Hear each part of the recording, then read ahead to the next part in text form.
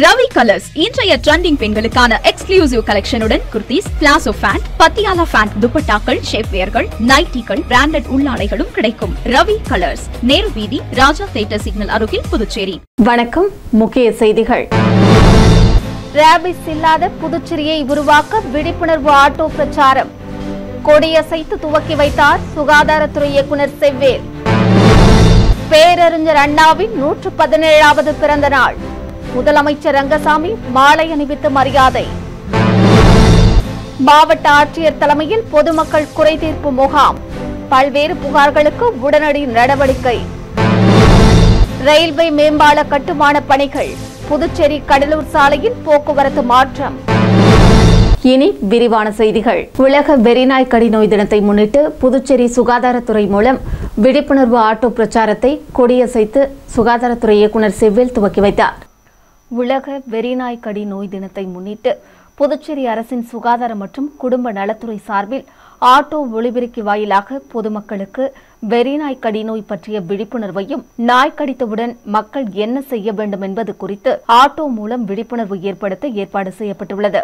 Auto விழிப்புணர்வு சேவையை சுகாதாரத்துறை இயக்குநர் செவ்வேல் கொடியசைத்து துவக்கி வைத்தார். நிகழ்ச்சியின் போது துணை இயக்குநர் ரகுநாதன், புதுச்சேரி மாநில ரேபிஸ் நோய் தடுப்பு திட்ட அதிகாரி குணேஸ்வரி, மாநில ஒருங்கிணைந்த நோய் தடுப்பு திட்ட அதிகாரி மருத்துவர் விவேகானந்தா மற்றும் ரேபிஸ் நோய் திட்ட ஆலோசகர் முரளிதரன் உள்ளிட்டோர் உடனிருந்தனர். ஆட்டோ விழிப்புணர்வு மூலமாக புதுச்சேரியில் உள்ள அனைத்து ஊர்களுக்கும் சென்று வெறிநாய் கடி நோய் பற்றி மக்களிடையே விழிப்புணர்வை ஏற்படுத்தும் விதமாக இந்த விழிப்புணர்வு வாகனத்திற்கு ஏற்பாடு செய்யப்பட்டுள்ளது. இதன் மூலமாக நாய் அல்லது பிற விலங்குகள் கடித்தவுடன் அருகில் உள்ள ஆரம்ப சுகாதார நிலையம், அரசு பொது மருத்துவமனை மற்றும் அரசு மருத்துவக் கல்லூரிகளுக்கு சென்று தடுப்பூசி போட்டுக் கொள்ளுமாறு அறிவுறுத்தப்பட்டுள்ளது.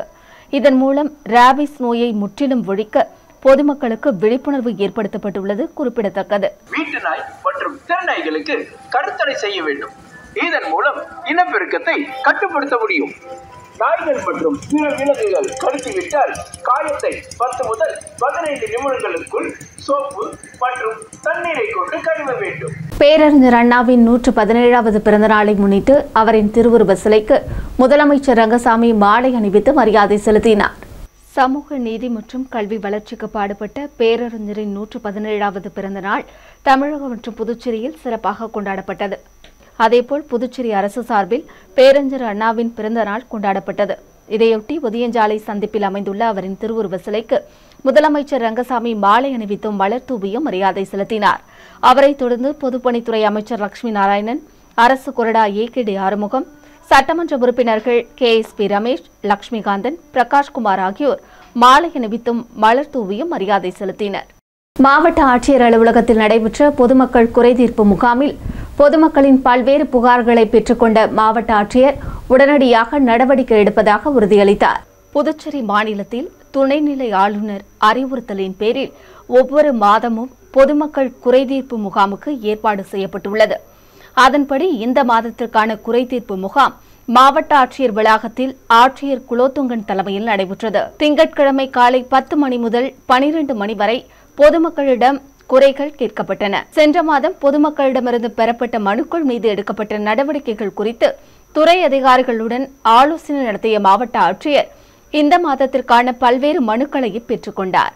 இம்மாதம் பெறப்பட்ட மனுக்களில் பல்வேறு அடிப்படை வசதிகள், கோவில் இடத்தில் ஆக்கிரமிப்புகள் அகற்றித் தர வேண்டும், குடிசை மாற்று வாரியத்தில் அடுக்குமாடி குடியிருப்பு வேண்டும், இலவச மனைப்பட்டா, சாலை வசதிகள் வேண்டி தனியார் நிதி நிறுவனத்தின் மீது நடவடிக்கை எடுக்க வேண்டியும் பொதுமக்கள் மனு அளித்துள்ளனர். அனைத்து மனுக்களையும் பெற்றுக்கொண்ட மாவட்ட ஆட்சியர் உடனடியாக இதுகுறித்து நடவடிக்கை எடுக்கப்படும் என பொதுமக்களிடம் தெரிவித்தார். இம்மனுக்கள் மீது சம்பந்தப்பட்ட துறை அதிகாரிகள் நடவடிக்கை எடுக்கும்படியும் மாவட்ட ஆட்சியர் உத்தரவு பிறப்பித்தார். இந்நிகழ்ச்சியில் வருவாய் அதிகாரி ஸ்ரீஜித் மற்றும் வட்டாட்சியர்கள், சம்பந்தப்பட்ட துறை அதிகாரிகள் பலர் கலந்து கொண்டனர். ரயில்வே மேம்பால கட்டுமான பணிகள் காரணமாக புதுச்சேரி கடலூர் சாலையில் போக்குவரத்து மாற்றம் செய்யப்பட்டுள்ளது. இதுகுறித்து போக்குவரத்து காவல்துறை விடுத்துள்ள செய்திக்குறிப்பில், புதுச்சேரி கடலூர் சாலையில் ரயில்வே மேம்பாலம் கட்டுமான பணிகள் கடந்த ஜூலை 31ஆம் தேதி முதல் தொடங்கி நடைபெற்று வருகிறது.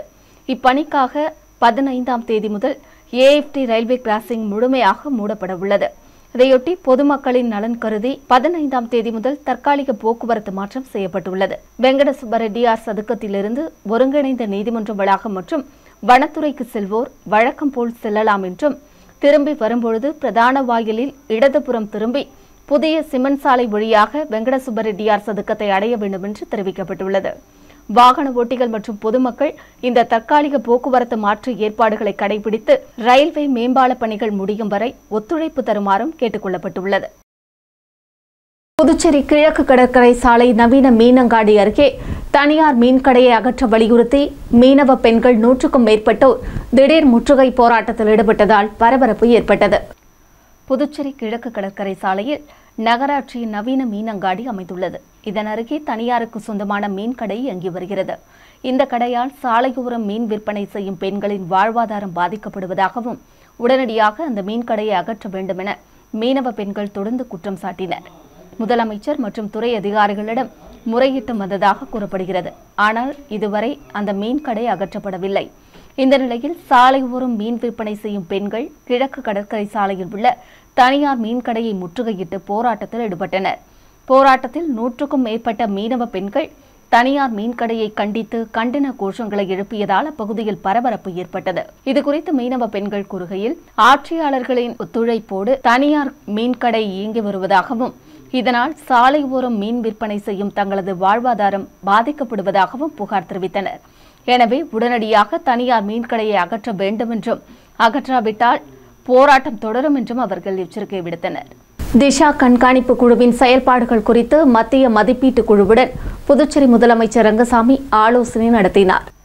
தேசிய தொழிலாளர் பொருளாதார ஆராய்ச்சி மற்றும் மேம்பாட்டு நிறுவனத்தின் துணை இயக்குநர் இந்திரகுமார் தலைமையில் மத்திய மதிப்பீட்டு குழுவினர் முதலமைச்சர் ரங்கசாமியை நேரில் சந்தித்தனர். அப்போது மத்திய அரசின் நிதி பங்களிப்புடன் செயல்படுத்தப்பட்டு வரும் திட்டங்களை ஒருங்கிணைத்து கண்காணிக்கும் நோக்கில் ஏற்படுத்தப்பட்டுள்ள மாநில அளவிலான திஷா கண்காணிப்பு குழுவின் செயல்பாடுகள் குறித்து முதலமைச்சர் அவர்களிடம் கேட்டறிந்தார். மாவட்ட ஊரக வளர்ச்சி முகமை மூலம் செயல்படுத்தப்படும் 100 நாள் வேலைவாய்ப்பு திட்டத்தை துரிதப்படுத்தி சிறப்பாக செயல்படுத்த உரிய நடவடிக்கை எடுக்க வேண்டும் என்றும் அவர்களிடம் வலியுறுத்தினார். மேலும் மத்திய நிதியுதவி மற்றும் மத்திய துறை திட்டங்கள் திறம்பட செயல்படுத்துதல் மற்றும் கண்காணித்தல் குறித்து முதலமைச்சர் குழு உறுப்பினர்களிடம் கேட்டறிந்தார்.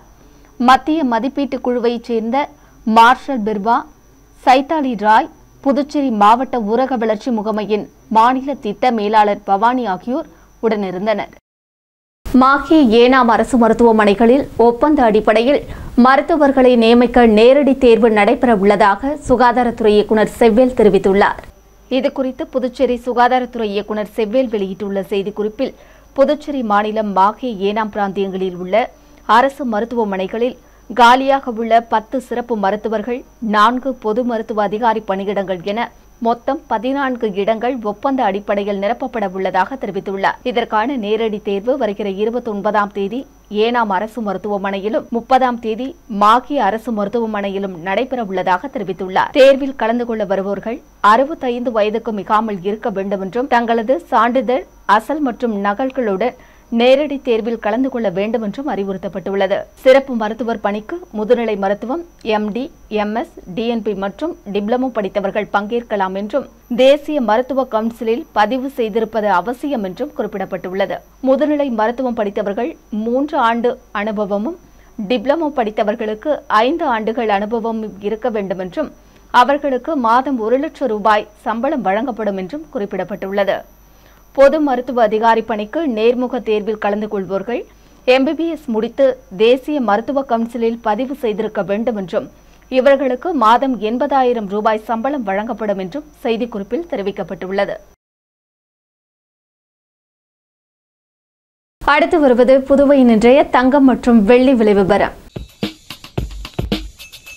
இன்றைய தங்கம் வெள்ளி விலை விவரம். புதுவையில் இன்றைய தங்கம் வெள்ளி விலை விவரம் வழங்குபவர்கள் முத்து கோல்ட் ஹவுஸ், பாண்டிச்சேரி. தங்கம் 1 கிராம் 10,180 ரூபாய். இன்றைய தங்கம் வெள்ளி விலை விவரம். வெள்ளி 10 கிராம் 1,400 ரூபாய். இத்துடன் AMN செய்திகள் நிறைவடைந்தன.